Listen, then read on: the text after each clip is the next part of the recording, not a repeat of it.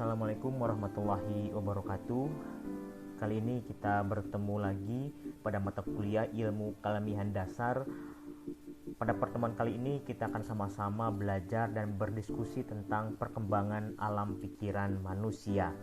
Nah, sebelum saya masuk kepada materi tersebut, saya mengingatkan kepada seluruh mahasiswa ilmu keilmian dasar untuk melihat video potensi otak. Di situ kita akan belajar bagaimana hebatnya potensi otak yang dimiliki oleh berbagai makhluk hidup termasuk manusia di dalamnya. Ada lebah yang memiliki 7.000 sel darah aktif. Dia mampu menghasilkan satu madu dan mampu untuk menjelajah 1.000 bunga dalam satu hari. Kita akan melihat potensi otak dari lalat. Lalat memiliki 10.000 sel otak aktif. Betina hanya hidup dalam waktu 26 hari, sedangkan jantannya hanya hidup dalam waktu 15 hari. Tetapi lalat ini dengan potensi otaknya mampu menghasilkan gerakan 5 kali lebih cepat dibandingkan dengan manusia. Nanti kita melihat ada tikus yang memiliki 5 miliar sel otak aktif atau sel saraf otak aktif. Itu dia memiliki rasa ingin tahu. Dia suka mengeksplorasi daerah teritorinya. Dia bisa memperhatikan perubahan fisik daerah sekitarnya, dan dia akan tahu jika ada barang baru atau barang yang dipindah. Tingkat kepekaan yang dimiliki tikus ini sangat luar biasa. Manusia memiliki 100 miliar sel saraf aktif yang terdapat pada otaknya. Banyak orang-orang hebat. Banyak juga orang yang belum mengoptimalkan saraf pada otaknya. Kita harus berusaha untuk mengaktifkan lapisan mielin pada otak ini dengan cara melakukan sesuatu dalam waktu 10.000 jam supaya kita menghasilkan dan mendapatkan skill dan keterampilan. Terbentuknya mielin ini dapat mempercepat impuls yang dikirim dari satu saraf ke saraf yang lainnya. Maka diharapkan semakin tebal lapisan mielinnya, maka respon saraf pada otak kita ini lebih responsif untuk berpikir. Maka dari itu, kali ini kita akan sama-sama belajar mengenai perkembangan alam pikiran manusia. Saya akan tampilkan gambar berikut ini. Ini adalah gambar A dan ini adalah gambar B. Kita perhatikan apakah ada perbedaan dari gambar A dan gambar B ini. Lalu munculkan pertanyaan apa yang muncul ketika Anda melihat gambar A dan melihat gambar B. Saya beri waktu 10 detik untuk memunculkan pertanyaan itu. Silahkan munculkan pertanyaannya. Apakah yang ingin ditanyakan terkait dengan daunnya, bunganya, atau yang lainnya? Dalam waktu 10 detik silahkan munculkan pertanyaan itu.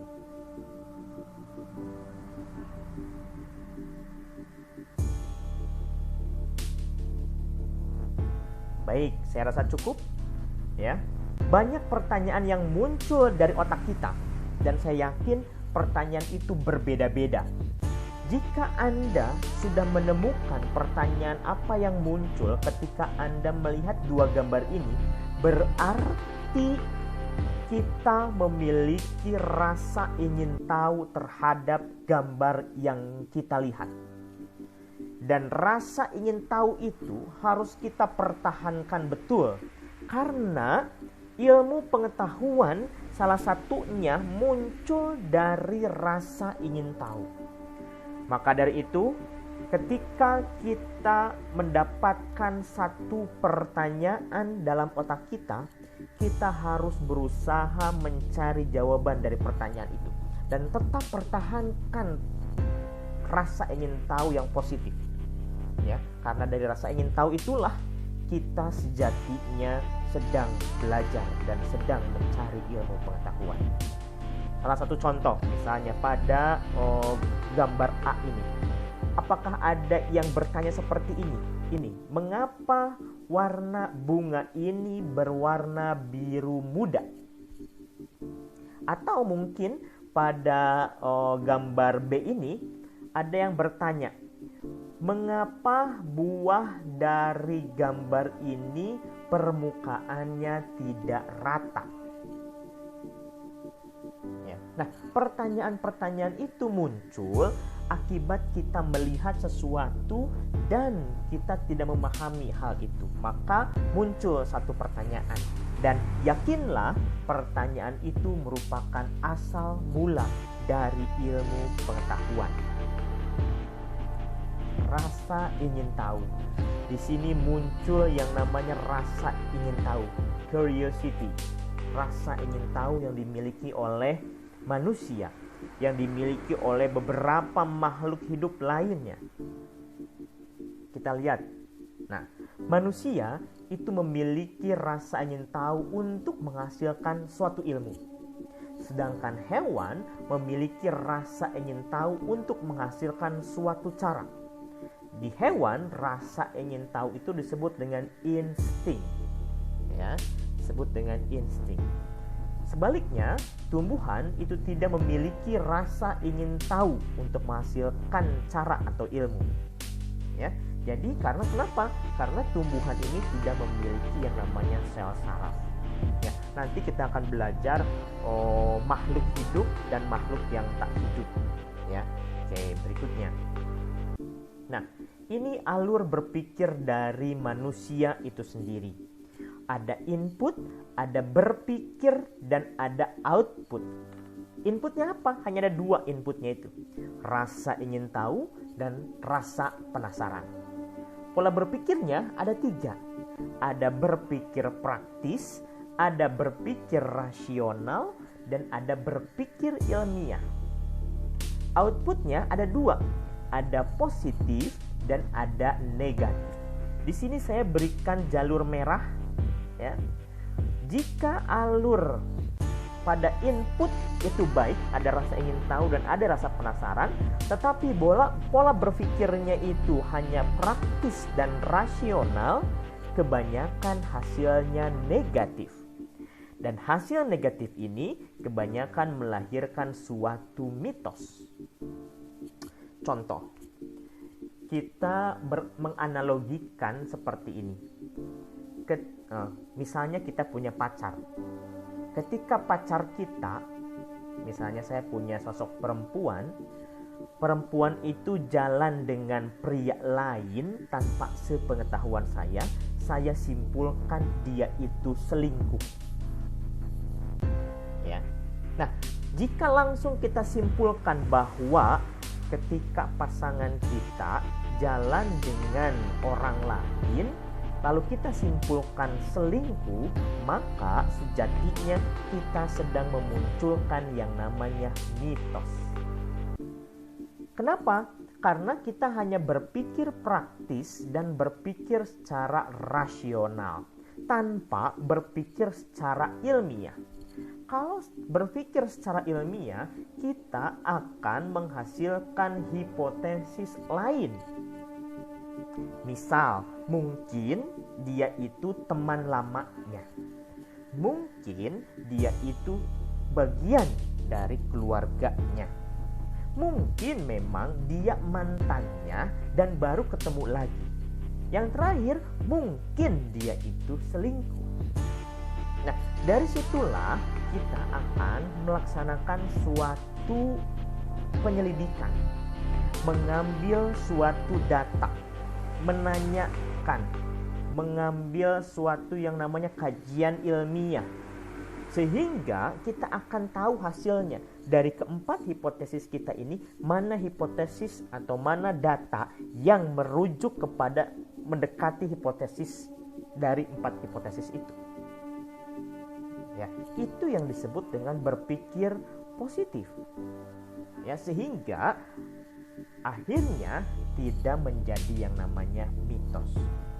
setelah tadi kita sama-sama belajar tentang alur cara berpikir pada manusia, kali ini kita akan berkenalan dengan yang namanya ciri-ciri makhluk hidup, karena manusia itu sendiri masuk ke dalam kategori makhluk hidup. Yang pertama, makhluk hidup itu mengadakan satu metabolisme, atau contohnya adalah respirasi dan fotosintesis. Berikutnya ada iritabilitas, yaitu kemampuan suatu makhluk hidup untuk memberikan reaksi terhadap rangsangan dari luar. Yang ketiga, reproduksi atau berkembang biak. Dan yang keempat itu adalah tumbuh dan bergerak. Nah, kita lihat, karena kita sedang membicarakan bagaimana perkembangan pola berpikir manusia, manusia itu sendiri memiliki sifat unik. Yang pertama adalah makhluk yang cerdas dan bijaksana, atau Homo sapiens. Ada Homo faber, ada Homo linguens, ada Homo socius, ada Homo economicus, ada Homo religius. Nah, kita merefleksi kepada diri kita masing-masing. Apakah sifat unik ini sudah terdapat pada diri kita masing-masing? Jangan-jangan ada satu atau dua sifat unik manusia ini yang kita miliki. Nah, berarti kita dipertanyakan, apakah betul kita sudah menjadi manusia yang sesungguhnya? Nah, berikutnya ada klasifikasi materi, bahwasanya Tuhan menciptakan materi atau benda terdiri atas zat anorganik atau benda mati dan zat organik atau makhluk hidup. Ya. Nah, zat anorganik ini tunduk pada hukum alam atau deterministis. Mengapa? Karena zat anorganik ini dia tidak bisa berbuat apa-apa. Dia hanya bisa tunduk dengan alam. Contoh misalnya batu. Batu itu tidak bisa memiliki kemampuan untuk dia berontak atau dia berpindah dari satu tempat ke tempat yang lain. Misalnya ketika batu itu berada di tempat yang panas, dia nggak bisa berpindah ke tempat yang lain. Dia tunduk dengan hukum alam di situ. Sebaliknya, ketika batu itu selalu terkena air, maka dia tidak bisa berbuat apa-apa. Itu disebut dengan deterministis, bahwasanya zat anorganik atau benda mati atau benda tak hidup itu selalu tunduk pada hukum alam. Nah, sedangkan kita zat anorganik itu makhluk hidup atau berasal dari makhluk hidup sendiri, tunduk pada hukum kehidupan atau biologis. Selain dia juga tunduk pada hukum alam, dia juga tunduk pada hukum kehidupan, bahwasanya dia diberikan kemampuan untuk tumbuh dan berkembang. Proses perkembangan inilah yang terjadi pada hukum satu kehidupan. Dari mulai perkembangan sel, ya, perkembangan pola berpikir, dan perkembangan yang terjadi pada suatu kehidupan itu yang dimiliki oleh manusia. Jadi manusia dan makhluk hidup yang lain ini memiliki kemampuan untuk bisa tunduk pada kehidupan biologis. Nah, manusia dengan perkembangan otak yang dia miliki, dia akan memiliki kemampuan curiosity atau rasa ingin tahu. Pada manusia, curiosity ini bersifat tidak tetap karena terus berkembang berdasarkan kemampuan berpikirnya. Kalau sudah tahu apa, ingin mengetahui mengapa dan bagaimana. Kalau zaman sekarang disebut dengan kepoisme. Nah, paham kepoisme, kepoistis, kepo banget. Nah, sehingga kumpulan-kumpulan dari apa yang diketahuinya disebut satu pengetahuan. Sebetulnya hewan juga memiliki pengetahuan, tetapi pengetahuannya bersifat tetap atau either curiosity, insting. Contoh, burung. Ketika burung membuat rumah atau sarang burungnya itu tidak inovatif. Selalu bentuknya sama, ukurannya sama. Tidak pernah kita melihat rumah dari burung itu 2 tingkat. Tapi manusia, ketika dia mendesain suatu rumah, dia akan mendesain rumah itu sesuai dengan keinginan dan kemampuannya. Berikutnya, inilah gambaran dari potensi otak kita. Nah, lalu perkembangan alam pikiran manusia ini berkembang, ya, sejak dilahirkan nanti sampai akhir hayatnya. Nah, perkembangan alam pikiran manusia sudah ada sejak zaman purba hingga saat ini, dipengaruhi oleh cara berpikir dalam memperoleh ilmu pengetahuannya. Ada yang berdasarkan pengamatan, pengalaman, serta kepercayaan sampai perolehan melalui suatu metode ilmiah. Kita akan lihat sekarang pertumbuhan versus perkembangan. Silahkan nanti cari tahu apa bedanya pertumbuhan dan perkembangan. Sekarang kita masuk kepada mitos. Ya. Mitos ini memiliki konsep bahwasanya manusia memiliki rasa ingin tahu untuk pemenuhan kebutuhan non fisiknya, sehingga rasa ingin tahu itu harus ada jawabannya. Ya, beberapa jawaban itu dapat menghasilkan suatu yang namanya mitos. Di sini sejarah perkembangan manusia menurut Akomte ada 3 tahap. Tahap teologi, tahap filosofi, dan tahap positif. Mitos itu berkembang kebanyakan pada tahap teologi, karena pada tahap ini manusia lebih percaya kepada yang namanya dewa atau roh, sehingga mitos banyak berkembang pada zaman tahap teologi atau tahap metafisika. Mitos adalah daya hayal, intuisi atau imajinasi.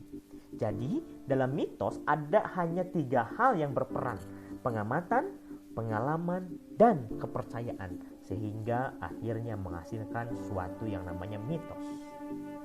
Nah, di sini ada 3 macam. Ada mitos sebenarnya menerangkan tentang gejala alam, lalu cerita rakyat, dan ada legenda. Silahkan Anda mengeksplor rasa ingin tahunya apa sebetulnya mitos sebenarnya, apa yang terkait dengan cerita rakyat, dan apa yang dimaksud dengan legenda. Mitos timbul dalam 4 hal ini, ya. Adanya keterbatasan pengetahuan manusia, keterbatasan penalaran, rasa ingin tahunya terpenuhi dan terpuaskan, dan keterbatasan alat indera dari manusia. Nah, mitos puncaknya pada zaman Babilonia, yaitu 700 sampai 600 sebelum Masehi.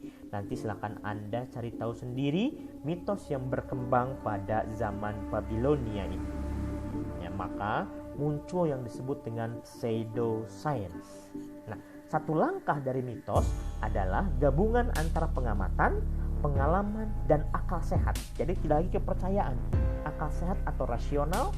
Dan satu langkah lebih maju ini terjadi pada ajaran orang-orang Yunani. Silahkan Anda semua belajar mandiri terkait ajaran-ajaran orang Yunani. Nanti Anda semua akan mempelajari tentang zaman pembaharu, ya, dan Anda akan belajar juga zaman positif yang sampai saat ini itu masih terus berkembang. Selamat belajar mandiri, tetap semangat.